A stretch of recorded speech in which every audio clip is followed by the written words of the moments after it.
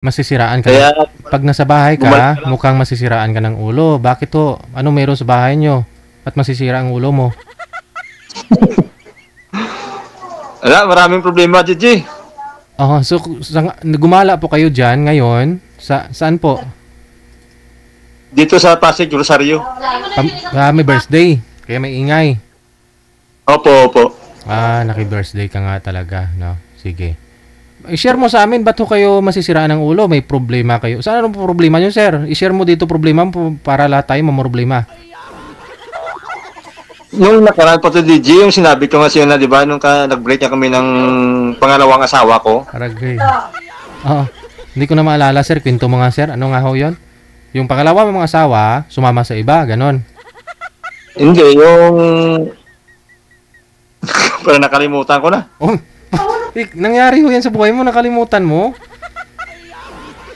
Hindi, yung nakwento ko sa'yo ba? Nakalimutan ko rin, sir, kasi marami ho mga buhay yung mga naririnig ko na. Gabi-gabi, araw-araw. Sabagay. Opo. DJ, si ma'am na lang. Itanong na lang ako ni ma'am kung ano yung mga platform niya regarding sa ano kasi. Magtanong daw po kayo, ma'am.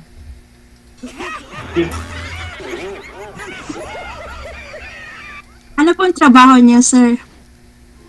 Security po, ma'am. Saan po? Sa Ortigas po. Okay. Kailan po kayo naghiwalay ng pangalawang asawa mo? 4 months na. Bago pa lang, may paraan pa magkabalikan. Hindi ko, kala ko taon na. Wala na po chance kasi ano na kumbaga totally close na talaga kasi may napirmahan na kami sa Bausi at saka sa barangay. Ba't tumantong sa Bausi, sir? Ano po, sir, ang nangyari? May reklamo ka niya? Ano pong nangyari, sir? Sa ano kasi Sir DJ, kumbaga siyempre tao lang naman ako kumbaga nauubusan din tayo ng pasensya sa ano naman na that time anong araw na yon parang daming mga nangyayari na mas lalong uminit ang ulo ko.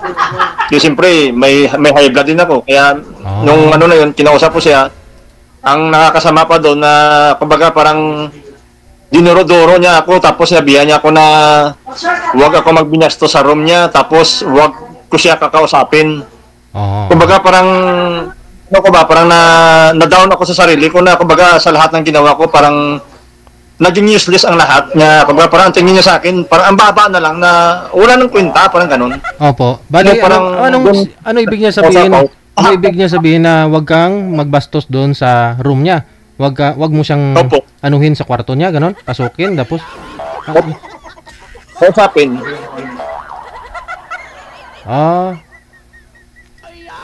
Kala ko kung ano yung gagawin mo sa kanya at nababastusan siya. So bali, hanggang, ano po, nasaktan nyo, sir? O ano po? Kumbaga, mainit, kumbaga parang nagkasapaw-sapaw na nga So yun, sa sobrang init ko na, parang nawalan na ako ng tempered. May bit-bit ako na bote na plastic bottle. Nahampas ko sa ngayon. Kaya natamaan siya dito sa ano. Okay.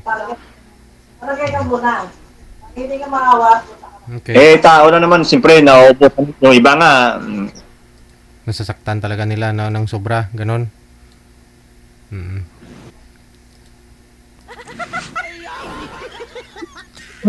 Aminado naman din ako sa mga mali kong nagawa, DJ. Aminado naman din ako, hindi naman ako nagsisinungaling kasi yun nga.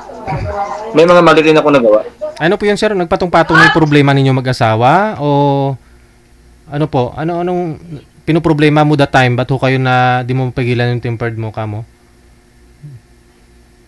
Ano po yung mga problema mo? Yun kasi, DJ. Sa trabaho? Naging ko na kasi yan ano ko na sa sarili ko na pagka nasobrahan ako sa galit. Kaya nga minsan parang ayaw ko sa galit kasi dalawa lang pupuntahan ko Atakihin ako ng high blood o Oo. Magkano na lang. May, Kaya hanggat kaya ko na maiwasan yung galit, parang ayoko na kasi ano. oo. Kaya umalis po kayo dun sa bahay nyo kasi parang na-blood ka, no? Opo. Try mo kaya, sir, maglagay ng mga, wala namang masama kung subukan mo. Maglagay ka ng mga sa doormat ninyo, pagpasok ng bahay, maglagay ka ng mga asin, bitsin, luya. Pampawala ho daw ng mga bad spirit ba? Mga bad, alam mo yon, mga elemento. May mga problema. May problema Hindi ka. naman ako DJ kasi kung tutusin sa atin na naman talaga kung tayo na naman na mga kanyan-kanyan sa Chinese kung for example niyan, nagantay ka kung hindi ka naman magtrabaho, paano ka naman makakain? Hindi ka naman makakain, di ba? Kaya magtrabaho ka pa rin. Huwag mo antayin yung mga kanyan-kanyan. Oo. Pero minsan kasi na may minimize, no, na naman nabawas-bawasan sir yung bigat na dinadala mo. Ganon. Yung bigat na yung nababawas-bawasan yung mga bigat na dinadala mo, sir. Try mo din.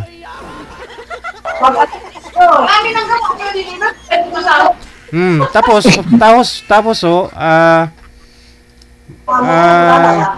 papagandahan mo dapat misis mo para hindi uminit ulo mo. Makita yung mukha niya. Maganda naman yung DJ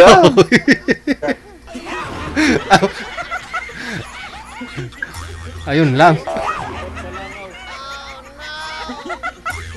Kasi lang, Iwan ko, parang hindi ko masabi. Oo.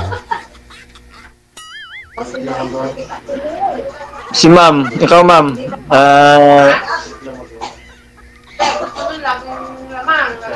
ilan ba yung anak? Separate din ba sa asawa na, no? Hindi, matagal na akong hiwalay. Ah? 16 years na akong hiwalay. Ay, wow. Yes. Di 2000 ano pa? 2014. Oo, 2014. 2014.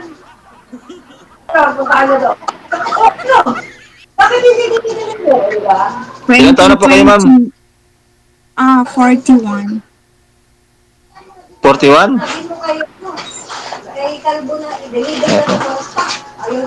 Kuya, may tumatok na? Saan bansa ka ngayon? Nagtatrabaho? Sa Saudi po. Tagal ka na dyan sa Saudi? 4 years. As in, dyan ka lang talaga or may other country ka pa na napuntahan after nyan? Before pala nyan? Nagtrabaho ako sa Maynila 16 years. Ay, wow. Sana all.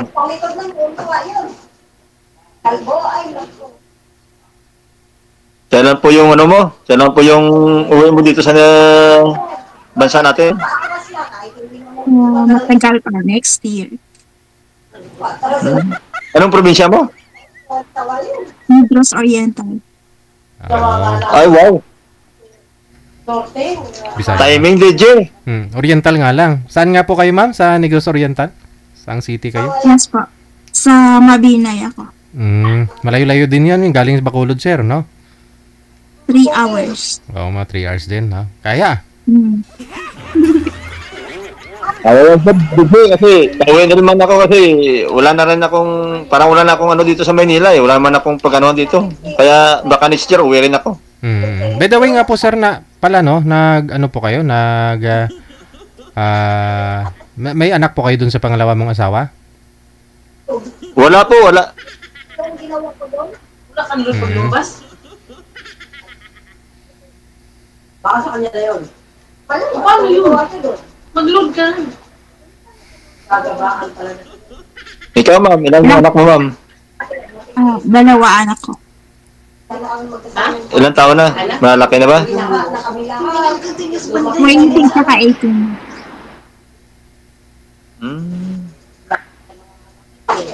Puro babae rin.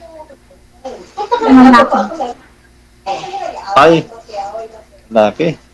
Ngayon, nung umalit siya, gusto niya, bumalik ka. Andun yun sa inyo, sa Mabinay.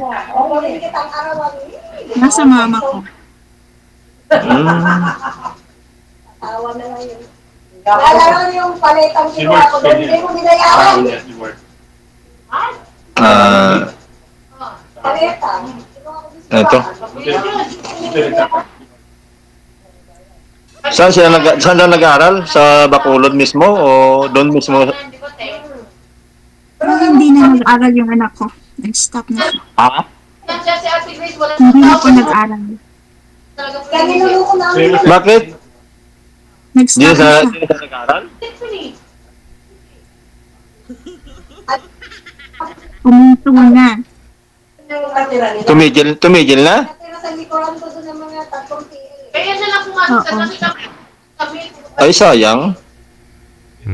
Wala. Eh, hindi mo naman pwedeng pilitin yung bata pag ayaw na. Sir, umatras nga po kayo kunti sa camera, sir. Yan. Hindi. Ayun na. Opo. Napakahirap pagka walang tinapusan.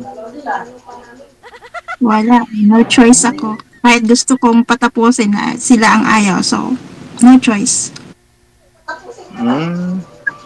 Binibigyan ni Bel, tinurutan pa. Manahimik ako doon sa resort ko lang kami. Sa may dito po sa Maynila, sir, sino po yung kasama mo? Wala, DJ. Ako lang sa boarding house ko. Oho. Ang layo naman yata ng inuuwian mo.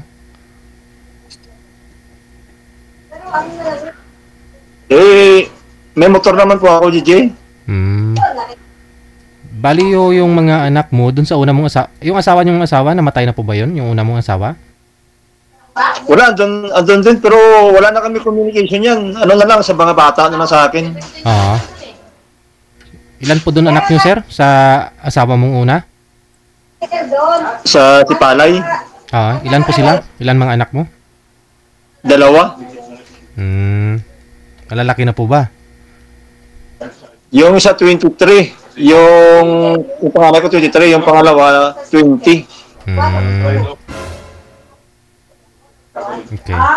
So bali dito pala kayo sa Montalban, no? Saan nga po kayo umuwi? Payatas. Payatas ako, Payatas. Payatas.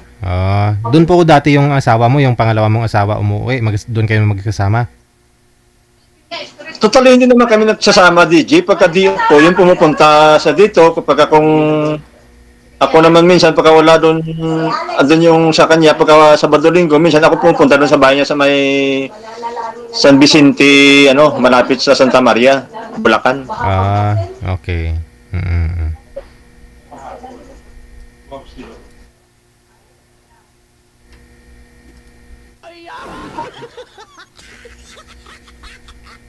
So saan Ilang taon na po kayong security? Saan po kayo? Sasabihan mo ko lapit. 2000, mga nasa ano na rin, mga nasa 2010. Mga nasa 20 years, 10, 15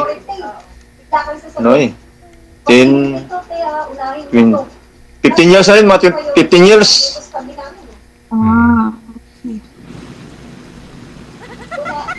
Kasi dati, andito na ako sa Manila, pero hindi pa ako gwardiya. Kumbaga, na ako, mga company factory workers, nag-operator.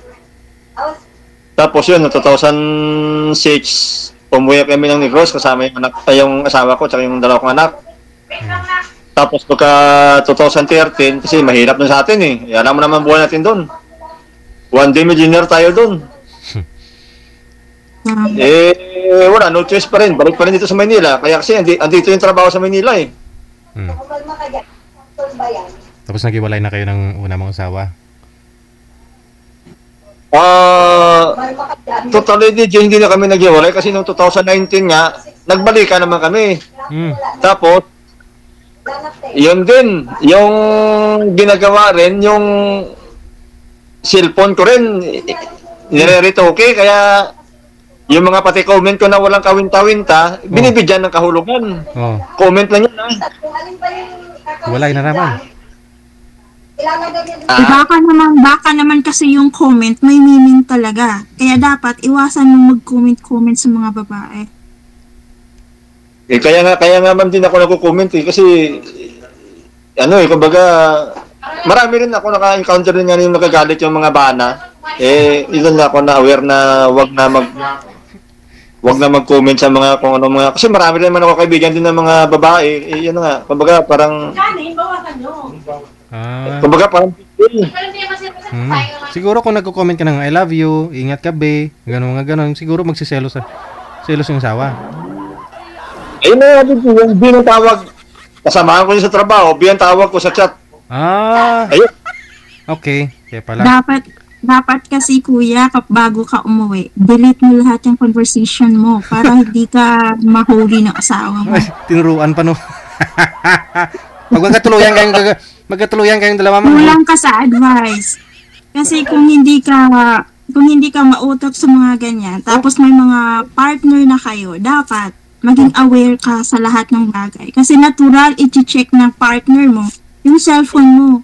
Dapat kapag may mga conversation ka, dapat dinidelete mo. Paano kung magkatuluyan kayong dalawa, ma'am, tapos yan ang gagawin sa'yo? Tingin mo ho kaya, hindi ka? Bago magkatuluyan, parang malabo. Ano daw? Kasi magaling ako sa mga basa-basa or sa mga kahit na hindi ko i-check. Sa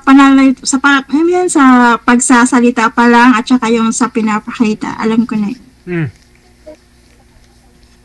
Agree naman din ako kasi alam ko naman yung mga psychology ng mga babae.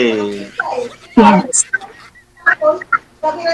Sa mga galawan pa lang ako na rin experience sa mga ganyan. Dapat kasi ikaw talaga medyo ingat ka.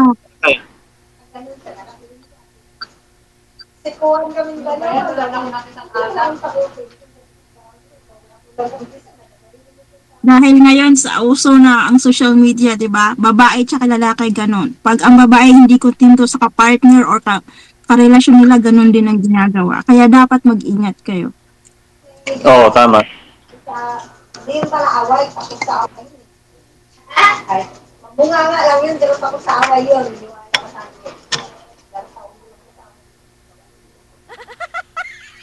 May tatanong ka pa ba? By the way, sir, saan po kayo binabarangay ni second wife mo, partner mo?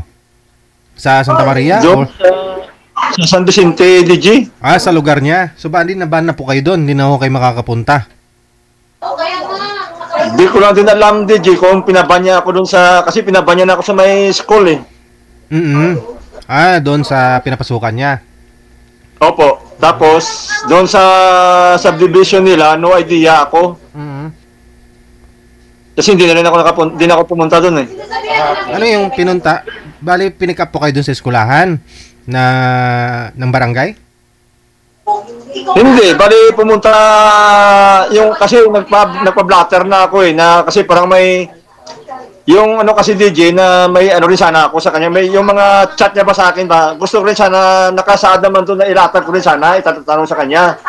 Kaso lang ito naman si barangay, parang hindi ako pinagbigyan ng time or pagkakataon ba na mailatag ko yung mga question ko again sa kanya. Kaya medyo dismayado rin ako that time. Kasi at lalo rin dito sa may Baute, sa Payatas.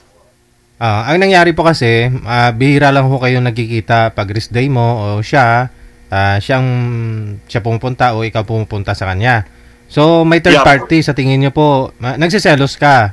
Kaya yung action mo na ganun, nangyari, na nasaktan mo siya, humantong sa tinawagan ka ng barangay. Hindi, DJ, ang nangyari, siya ang kasi ngayon na nga may mga kalukuhan. Ako aminado naman ako dito na may mga kalukuhan din ako na nagawa. So, kumbaga, yun na nga 2019, 20, 21, 22. So, yung mga kumbaga mga chat-chat lang yung mga ek-ek na sa mga ibang babae kasi minsan kasi yung nadilibang din ako kasi siyempre nagjo-duty ako, parang nadilibang din ako na nakipag-chat sa sa madaling salita din nakipaglandian ba. Siyempre may Ako naman ako na sumasabay din, sumasakay din sa trip ko. Kumbaga nakakatulong din minsan na mawawala yung antok mo. Hanggang sa yun, pagka nakikita ng misis ko, yung ina-retoke yung cellphone ko kasi alam yung password eh. Binubuksan kanya sa messenger. Ito yung pinakalas. Kumbaga, pinag-aaway lang kami na, kaibigan ko rin, teacher din karon sa amin, taga Himamaylan. Yung picture na pinasa ko, kasi yung pinasa ko na picture namin, dalawa ng asawa ko, pinasa ko kay Ruby. Ito naman si Ruby, pinasa niya rin sa kay asawahon. Wala pa naman yun. Tapos, anong picture? Sinabi ko sa kay asawahon ko na ganito kanya, nagpasa ako ng picture, nag-print sa FB. Tapos sabi niya, nilaglag ko daw siya. Nagtaka tuloy ako kung bakit nakapagsalita sana nilaglag ko. Hindi mo naman, bali yung misis mo, hindi mo naman siniraan doon kay Ruby na yon, doon sa Negros. Sa madaling salita ni Jay, nagsasalita naman, kumbaga nagkikwento ako regarding doon pagka nag-away nga kami. Kasi ang nangyari nga ni Jay, kami. Okay. So, nalaman mo ni misis mo na parang nilaglag mo siya kasi siyempre nag-open ka doon sa isang teacher na yon, doon sa ka-chatmate mo eh. Nag-open ka doon. Hindi DJ kasi kaya nga DJ buwan ng DJ na hindi na ako nagchat kasi nga umiiwas na ako kasi ang mangyari kasi malay mo kung mag-chat na ganito ganyan baka may makabitaw ako na salita na di siyempre baka sabihin niya nangliligaw ako. Buwan hindi DJ nag-uusap noon, nagchat. Way back April. Way back April, nagbakasyon siya doon sa Murcia. Ngayon, mga araw na yan ng basta yan din yung mga March, mga last week of March. Itong si Ruby nag-chat sa akin, nag-requesting. Nagtaka tuloy ako, sabi ko ako, bakit kaya nag-request ito? Ang una ko nga sanang tirada na salita sa kanya, kumbaga sa Tagalog sa atin pa, nakadumdum ka ba do ganyan ko sana salita kumbaga sa Tagalog yun, bilang inano ko yung ibang kong salita, binago kong salita ko. Naka-chat man. Musta? Di nag-reply sa akin. Bawal. Nagbigay, liwanag ng conversation na hindi na kami nagchat sa doon pa sa first chat ng namin So, nireplyan ko. Nireplyan ko na hindi naman nagulat na kasi ako kasi matagal na rin tayo hindi nagchat Nagulat din ako na nagpo-posting siya Kaya doon pa lang DJ, sa point pa lang doon, wala na kaming wala na kaming conversation ano pa initin niya nag-usapan Kaya yun, ang nangyari doon, balik tayo doon sa ko na nagsalita sa nag-chat ako ngayon sa kay Ruby na anong pinuwento ni asawahon nga akin sa akin. Ito man ang laking in-screenshot niya, pinasa niya ulit sa kay asawahon. Patay na. Ito rin ang iba rin ang ibig sabihin na kumbaga parang ewan ko kung anong sa isipan niya kaya kumbaga naging grounds na rin DJ na nagalit. Mas lalong nagalit sa akin kung baga daw kasi sa pagkakalam ko DJ parang nabuko siya at napahiya siya. Kasi nga nang salita sa doon di ba pinasa yung mga screenshot ng mga kalokohan ko rin, yung screenshot niya. Tapos nagsalita sa doon na huli niyang alam hindi na kami nag-uusap. So it means sa pagkakalam ni Ruby, hindi na kami nag-uusap. It means hiwalay na kami. Pero hindi niya alam, away-bati lang kami. Kami pa yung nagbibimbangan. Kaya sabi ko ako, minsan yung tao na sobrang din sa talino, napakahirap din. Baka masobrang ka na sa talino. Wala, overthinking na My God. Ang kwarto doon, 5,000. Kaya napakasakit, Kuya Eddie. Kasi lahat naman ginawa mo, lahat naman nagkanda. Ang masakit pa yan, DJ, nagkanda sira-sira yung motor ko kasi minsan halos liparin ko na yan ang Muson from dito Makati to Muson. Bila mo kailang kilometro yan. Traffic pa. Kaya siguro halos napalipad ko yung motor ko. Kaya siguro ikaw yung nakakasalubong ko minsan. Ang bilis-bilis mo. Sabi ko, anong motor mo, sir? Ha? Anong motor mo? Smash lang DJ. Sabi ko na, ikaw yung Smash, yung Suzuki. Oo. Ikaw talaga yung kasalubong ko na yung mabilis magpatakbo. Yun pala pa mag-away kayo, pinupuntahan mo doon. Hindi naman hindi kasi nga, yung minsan ba na siyempre pagka linggo naman kasi ng umaga, medyo maano ang daan, medyo Maluwag. hindi pa masyado traffic. Siyempre, ito naman kasi siya,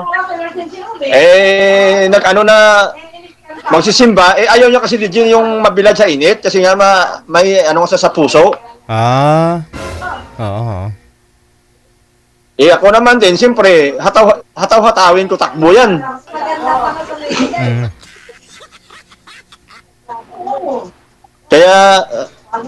Kaya nga ang saklap ba na lahat ginawa mo tapos yun pa sa ganung pangyayari lang, hindi mo lang ba inisip yung effort mo, yung ginawa mo na katulad yan, kung may papagawa rin siya sa bahay niya, doon sa room niya, wala namang bayad. Tapos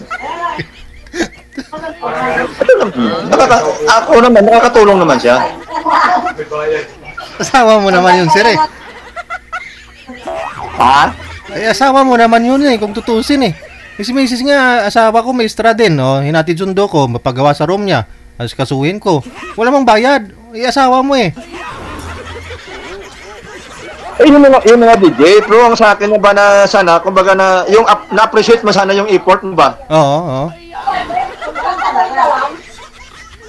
Kasi ako, pagka naghatid ko sa kapasunduin ko siya, tapos paghatid ko sa kanya, uwi naman ako dito sa Payatas. Oo. Kasi minsan may pasok. Oo, ang layo, no?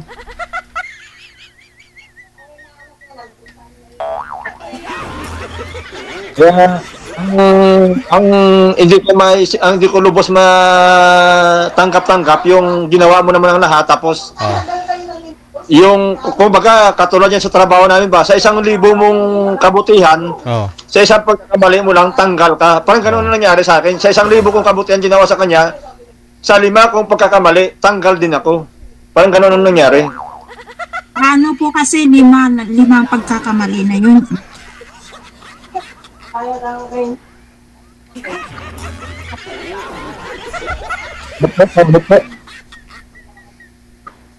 Pero ngayon, pag 100 taong saan? Dito ko sa Pasig. Kasi covered na ako eh. Paulit po ma'am, hindi ko pa masyado na ano. Sabi ko, paano po kasi pang 5 ulit na yun? Wala na po ma'am kasi nga, tinatanong ko nga sa kanya sabi ko ako, way back 23, 24, hanggang ito 25. Sabi ko ako, may nakikita ka pa ba ng mga chat sa cellphone ko? Tinatanong ko sa kanya, hindi niya ko masagot-sagot. Wala na eh. Binago ko na ang lahat eh. Kasi ayoko maging yan ang dahilan ng away namin eh. Ito po kasi kapag nakipagrelasyon po kasi, relasyon or asawa. Okay, ganito na lang ha. Mag-usap po kayong dalawa, pangaralan mo siya, mama ha. Ipagpatuloy po ninyo sa off-cam pag-uusap ninyo. Sir, uminom ko po muna ng tubig, wag malamig ha. Wag yung malamig. Tuloy-tuloy po ninyo ang pag-uusap ninyo para makilala po ninyo ng lubos ang isa't isa. Maraming salamat and good luck sa inyong dalawa. Thank you po. Bye. Okay, sige. Thank you. Maganda nga ho nakausap po natin si Sir na para makilala din ni Ma'am kung papasaw ba yung pag-uugali, kung ano yung nakaraan niya, no? Para konti na lang, no? Konti na lang yung alamin ni Ma'am sa buhay niya. Oras natin, 47 minutes after 8 o'clock. Oras dito sa Pilipinas.